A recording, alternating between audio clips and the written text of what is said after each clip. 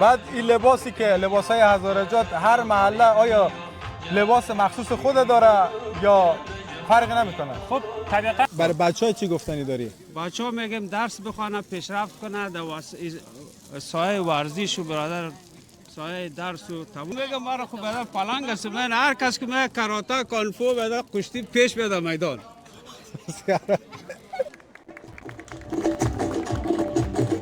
هدفتون یا آیا پلنی دارید برای مردم خود ما بعد از اینکه وارد پارلمان شدید؟ موسیقی یک قسمتی از فرهنگ از ما است. حالا اجتماعی، بحث شهروندی که الان سخت شده، بحث اقامت‌های دائم که تبدیل به اقامت موقت میشه، بحث بیکاری که قسم آسمانی پوسیتاره هزارا شیعه و سنی نداره.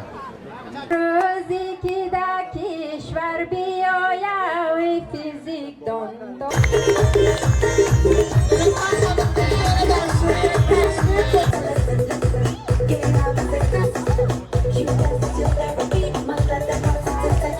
سلام و درود خدمت دوستان و هموطنان عزیز ما. امروز 17 ماه می سال 2026 در قلب استکهلم هستیم. دور از سرزمین مادری در کنار هم جمع شدیم تا این روز که روز فرهنگی هزاره است در کنار هم دیگه تجلیل کنیم. در اینجا همه جمع شدند تا نسل قدیم به نسل جدید بیاموزه روز فرهنگی هزاره که فرهنگ هزاره ها چیست، لباس های محلی، دنبوره، صدای موسیقی محلی، غذاهای محلی و همچنین دید و بازدید با همدیگر داشته باشند. من علیستم. این برنامه را از کانال یوتیوب رونا میبینید. اگر دوست داشتید این سفر لایک کنید، سابسکرایب کنید و به دوستانتان وطندار. سلام خسته حال شما خوبه؟ جان جور بخیر سلامتی. چه یک لباس قشنگی دارین شما امروز. تشکر، زنده باشین، سلامت باشین. لباستان با دخترتون ست کردید. بله امروز چون روز خاصی است ما امیر ست کردیم، ما خانم دختریم و بچه‌ام. بسیار عالی. تشکر. حالا بگید که این لباسی که شما پوشیدید بیشتر لباس مردم هزارجات رنگ سفید با آبی است. بله. یا رنگ‌های گوناگونی داره، رنگ‌های شادی داره. خب معمولا می رنگ شما که می‌گنین اینا بچندین نو است. چیز پیرن، چیز واسکت، چی برای اطفالک است. اینا زر نو استفاده نه و با مدل های مختلف اینا کار میشه و بیشتر هم که در این وقتا رونق پیدا کرده شال و به اصطلاح چند نوعی دیگه است که اینا هم با رنگ‌های مختلف میان. هنوز البته ما خود خانم که است ما همین کارهای دوزندگی نه فروش لباس داره. آها وارد بسیار عالی. بله. بعد این لباسی که لباسای هزارجات هر محله آیا لباس مخصوص خود داره یا فرق نمیکنه؟ خب طبیعتا کمی شاید فرق کنه ولی ما خود از ما که میبینیم در بامیان هم بودیم، جاغرین بودیم، غزنین بودیم، در بعض جای دیگه که هزارجات هم بودیم زیاد فرق نه ولی بیشتر همو رنگ‌های مختلف که استفاده می‌کنن مردم جاغری هستند. بسیار عالی. بسیار عالی.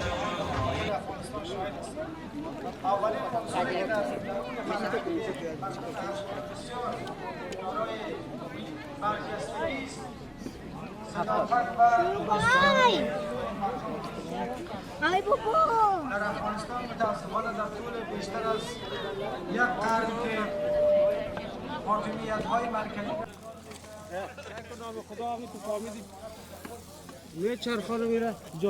سلام علیکم کاکا. سلام علیکم لالای قند. خوبی جان؟ خوب هستی؟ شکر فضل خدا جان مان دیجور. نام شریفت؟ نامم علی پلنگ.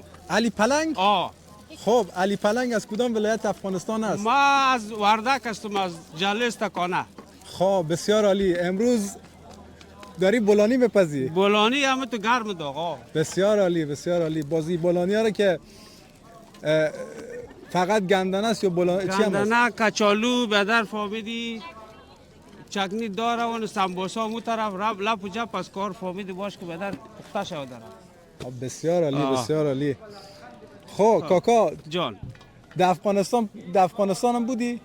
در افغانستان ما قماندان مزاری بودم. آها نه عسکر مزاری. خب آره. بعد چند سال در سوئد آمدن؟ والا سوئد یک 6 سال است. آها. آره. خب پس در این روز هفتوی در کنار مردم قوما چی گفتنی داری؟ والا گفتنی ما همیست که قومای ما هم دیست باشه، یک دیست تو اتفاق و دیانت و برادر همدلی داشته باشه بین هم خیلی خوبه. خب که ما پیشرفت کنیم، قوما باید پیشرفت کنن، بسیار عالی. پس نمانیم. خب برای بچه‌ها چی گفتنی داری؟ بچه ها میگم درس بخوانه، پیشرفت کنه در سایه ورزش و برادر سایه درس و تمام چیز. نگفتی از ما که گذشت حداقل اولادا در یک جای برسه؟ نه اولادا برسه بخیر. ها؟ میرسه یک جای. حالا از تو گذشته یا نگذشته؟ نه نگذاشتم. ما از 100 تا گلم تازه 4 تاش وا شده. اومد چی میگی تو؟ از نمو خاطر از پلنگ نموند. دیگه علی پلنگ که میگم مرا خب بعد پلنگ است. من هر کس که میگه کاراته کانفو بعد کشتی پیش بده میدان. خب تشکر. قربان زنده باشی، خوشحال شدین. برو که بلانیا نسوزه.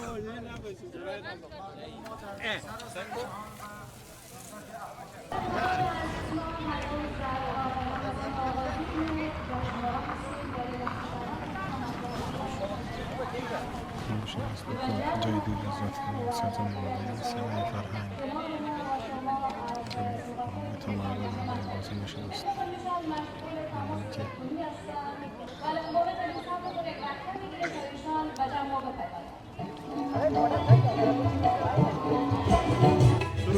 در کنار ما سرپرست سفارت جمهوری اسلامی افغانستان داریم، آقای مهاجر.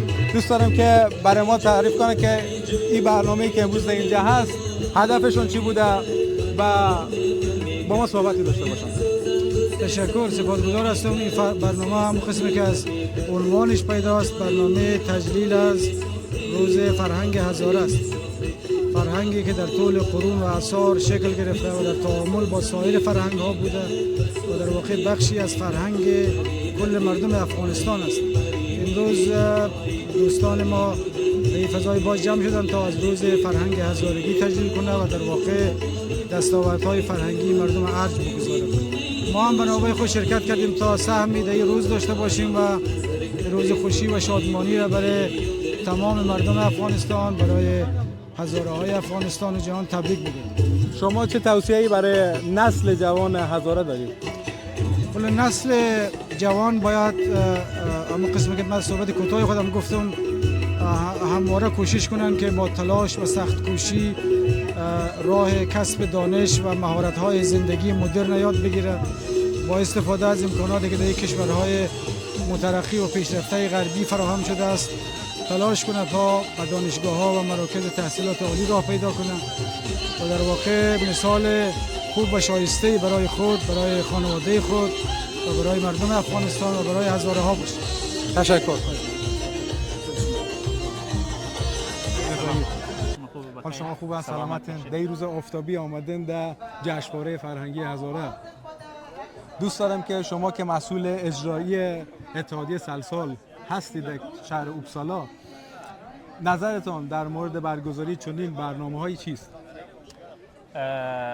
اولا که امروز فرخنده را برای همه هموطنان از هر جایی که ما شما رو میبینه فرخنده عرض میکنم، مبارک و میمون عرض میکنم. یک روز شادباش هست به خاطر که مردم ما از شهرهای مختلف، از کمونهای مختلف تشریف آوردن، نه تنها در اینجا و همینطور برنامه‌های متفاوت در کشورهای مختلف برگزار میشه و در مجموع نشان دهنده هویت مایه، نشان دهنده فرهنگ مایه، در حقیقت معرف فرهنگ مایه برنامه‌ها و به میزانی که برنامه‌ها در هر کشور برگزار میشه به اونمو اندازه از فرهنگ ما گفته میشه، هویت ما به بقیه مردم نشان داده میشه و سوی دیگه باعث میشه که نسل‌های بعدی کودکان با فرهنگ ما بیشتر آشنا میشه و در نهایت برگزاری این برنامه‌ها باعث میشه که ما از تصادم فرهنگی جلوگیری به عمل میاریم و از سوی دیگه به نظر از من چیزی که مهمه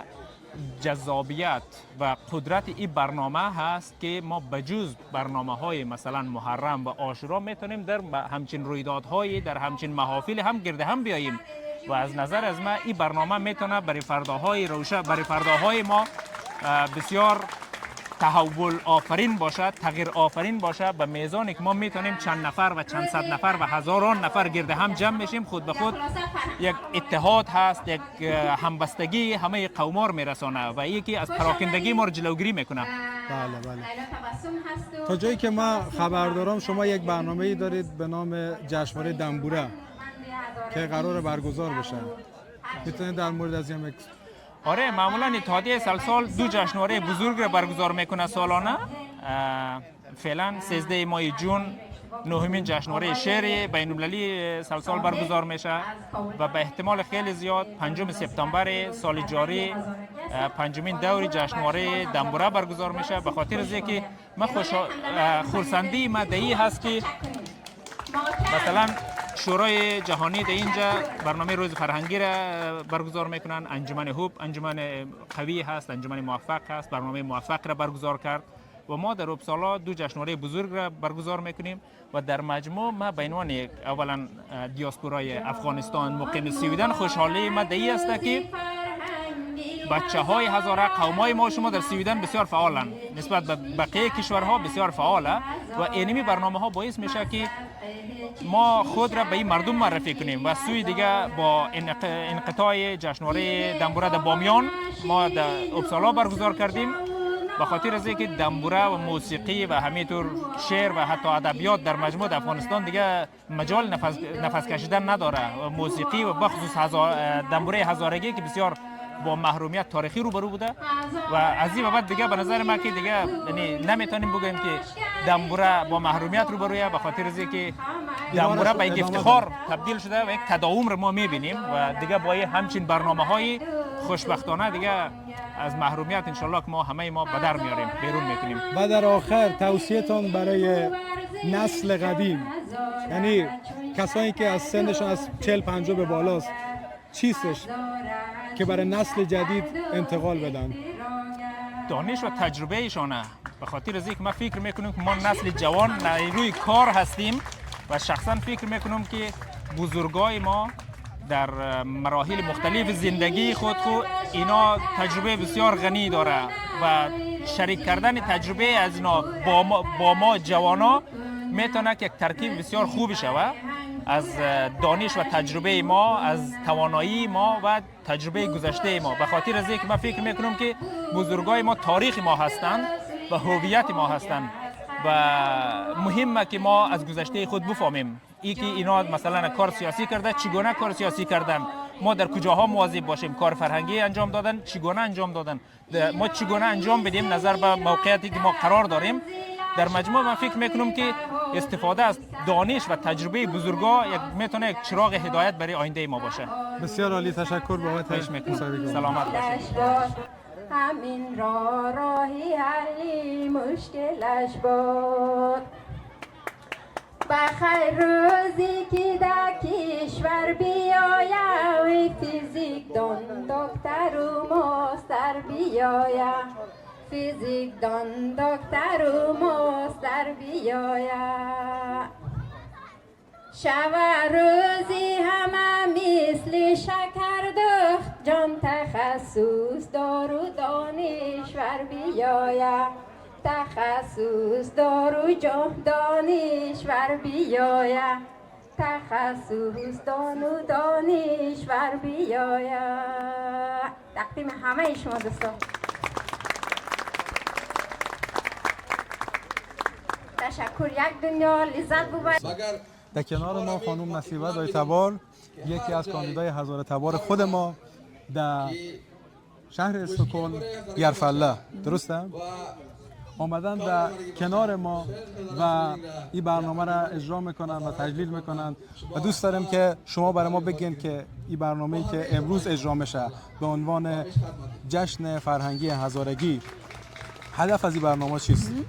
تشکر از شما. بله، من یکی از برگزار کننده های برنامه هم هستم باید بگم و یکی از اهداف مهمش این هست که ما بتونیم از اینمی فضایی که برای ما به وجود آمده به شکرانه دموکراسی سوئد ما بتونیم امی فرهنگ تجلیل کنیم، از زیبایی هایی که داریم نشان بدیم به مردم سوئد و احساس اشتراکات بین مردم خودمون زیاد بکنیم و همچنین اینمی فرهنگ انتقال بدیم به نسل دیگر، نسل جدیدمون که در سویدن هسته و اونا دچار بحران هویت نشوه و هویت خودشان بیشتر بشناسن و تقویت پیدا بکنن، در جامعه دچار دوگانگی نشون. شما به عنوان کسی که پا گذاشتید در عرصه سیاست در کشور سوئد، آیا این دوگانگی که هویت ما از افغانستان آمده در اینجا و ما میخوایم هویت خود را نگه داریم، آیا این تداخل پیدا نمیکنه با فرهنگ و عنعنات کشور سوئد؟ تشکر از سوال شما، خیلی سوال خوبی کردین. مسلما تداخل نمیکنه و اینمی را ما باید بگوییم که فرهنگ خودتان تجلیل کنین، اینمی برنامه هایی که دارین حفظ کنین، این باعث تقویت اعتماد به نفس خود شما و اینمی هویت از شما میشه که در کنار جامعه میزبان شما ای را داریم. ولی همزمان فراموش نکنیم که مهمترین مسئله دیگه مسئله ادغام اجتماعی ما هست و ما نباید غافل باشیم از این که فرهنگ جامعه میزبان را هم باید بشناسیم و در کنار اینها باشیم و او اینجا هم کشور ما باید فرهنگ کشور جدید خود هم تجلیل بکنیم و این بیشتر با هم دیگه معنا پیدا میکنه و همونطور که گفتم برای تقویت هویت ما و این که ما بدانیم که هستیم و چرا اینجا آمدیم خیلی موثره. شما کاندید حزب سبز هستید، حزبی که بیشتر روی میلیو، روی محیط زیست تمرکز دارن، درسته؟ و همچنین لباس سبز پوشیدید و این رنگ سبز یکی از رنگ‌های بسیار محبوبی است که هر لباس هزارگی که ما می‌بینیم بیشتر با این لباس رنگ سبز یک ادغام شده یا هست، وجود داردش. خب شما به عنوان یک کسی که کاندید حزب سبز هستید، توصیه‌تان واسه نسل جدید چیست؟ نسل جدید هزاره‌ای که داخل سوئد زندگی میکنن. تشکر. راستش رنگ سبز، خب این میلیو پارتی یا حزب سبز به دلیل اینکه به مسئله محیط زیست، به مسئله پاکی آب و هوا و کلیمات و اقلیم کار میکنه، به خاطر از این رنگ سبز رنگ طبیعت است گرفته شده و این یکی از نکته های مهمی که حزب سبز بازی کار میکنه، چون مسئله اقلیمی خیلی ربط زیادی داره به مسئله عدالت اجتماعی و تغییرات اقلیمی که تاثیر میذاره روی عدالت اجتماعی. به خاطر از او هسته که حزب سبز در رابطه با مسائل عدالت اجتماعی هم و اقلیم با عدالت، اگه نمیدونم درست ترجمه کرده باشم دری، به هر حال این هم یکی از نکاتش هست و این 100% میتونه، چون یکی از مهمترین نکته های دیگه ای هست که ما روی از این کار میکنیم که دنیا را، جهان را، کره زمین را باید جای بهتری بسازیم برای نسل بعد ما که آنچه دیگران کاشتند و ما خوردیم ما بکاریم دیگران بخورن. ما میبینیم که متاسفانه ما قربانی جنگ شدیم، ما قربانی خشکسالی هایی که باعث شد دلیل یک جنگ بشه و بنابراین ما باید تلاش بکنیم که ما اینمی ارث و میراث جنگ نذاریم برای نسل جدید و اینمی ایدئولوژی سبز ایدئولوژی هسته که شدیداً برای اینکه ما بخوایم یک کره زمینی داشته باشیم، جامعه جهان در کل جهان جامعه‌هایی داشته باشیم که آری از خشونت، آری از رنج، درد و خشکسالی و فقر باشه و عدالت اجتماعی در او رعایت شود. و سوال آخر، شما امیدوارم که وارد پارلمان سوئد بشید. تشکر. هدفتون یا آیا پلنی دارید برای مردم خود ما بعد از اینکه وارد پارلمان شدید؟ آیا فقط بسنده میکنه به چنین برنامه‌ای یا نه برنامه‌های بزرگتری هم خواهید داشت؟ برای کمک به مردم ما. بله، شما اینطوری فکر بکنین که اینمی مردم یک جزئی از جامعه سویدن هسته و وقتی که آدم در سطح قرار میگیره در مورد برنامه‌های کلان کشوری کار میکنه و بنابراین مسلماً بحث اینمی ادغام اجتماعی، بحث شهروندی که الان سخت شده، بحث اقامت‌های دائم که تبدیل به اقامت موقت میشه، بحث بیکاری که خیلی از مردم از مو در اینجا متاسفانه به خاطر تبعیضی که در بازار کار وجود داره نمیتونه وارد بازار کار شوه و نمیتونه از اون شرایطی که یک شهروند عادی سوئدی برخوردار هسته در بازار کار برخوردار شوه و همه این مسائل را مسلماً در سطح کلان ما در نظر میگیرم 100% که بیتونم صدای نمزی مردم باشم و بگم خب اینمی 70-80 هزار نفری افغانستانی که در سویدن هسته اینمی مشکلات را داره و در هر پلانی که اونا میریزن، در هر تصمیماتی که میگیرن مسلماً من ایرا دنبال میکنم که واقعا از او لحاظ حق از این مردم دیده شود داخل از او. تشکر بسیار فراوان. خواهش میکنم. زنده باشید.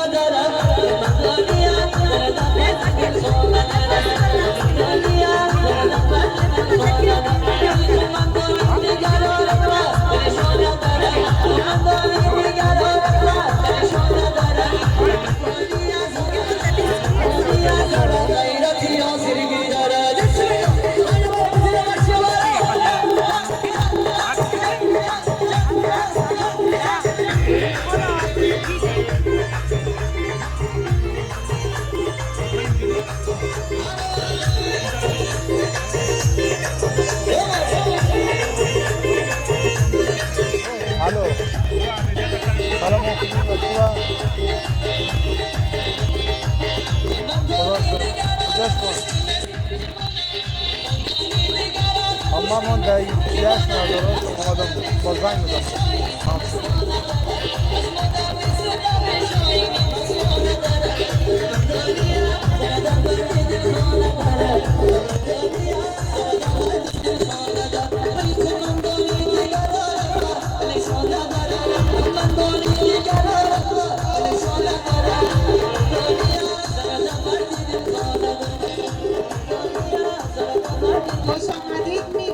خوش آمدید خیلی خاص خدمت خانم دکتر شکردخت جعفری. خیلی خوشحال هستیم از حضور امروز در این روز جشن فرهنگ هزارگی.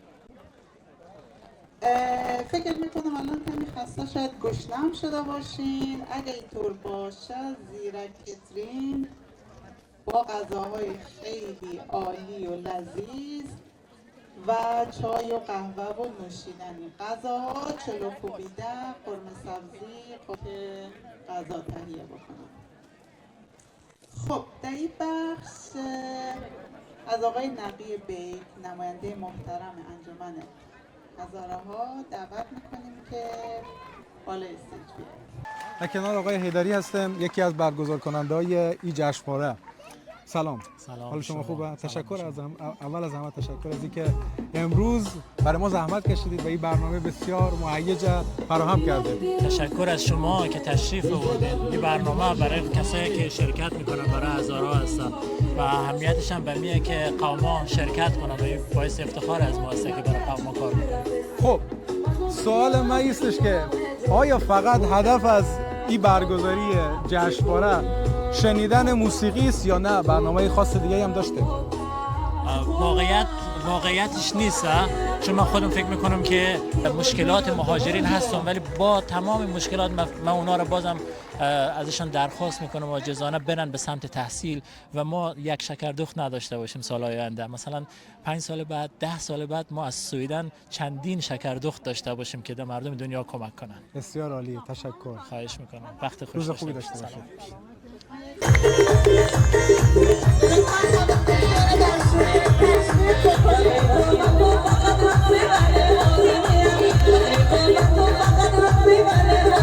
قسم به آسمان پرستاره هزاره شیعه و سنی نداره، مگر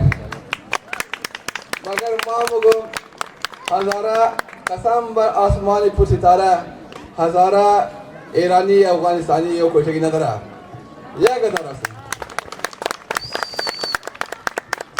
و دمون ما فهمیدیم که چند سال گذشته وقتی قتل